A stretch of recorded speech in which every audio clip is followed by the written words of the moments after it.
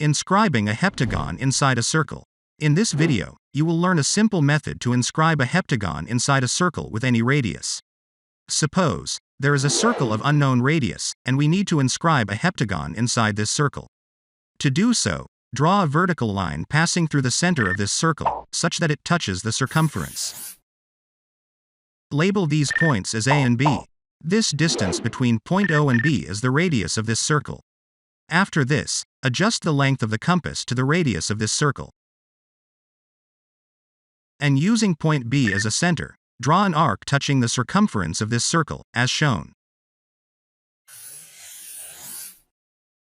Label these points as Q and R. Take a ruler and draw a horizontal line joining these points.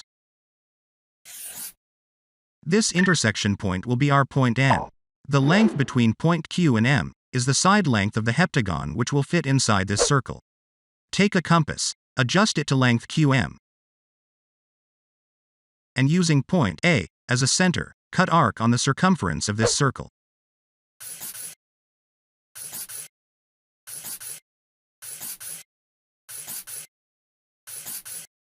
These are the required corner points of the heptagon.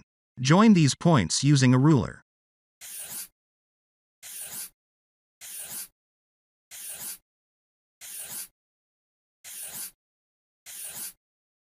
This is our final heptagon.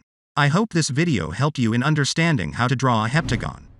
If you liked this video, click on the like button, and if you are new to ADTW Learn, click on the subscribe button so that you don't miss my latest uploads.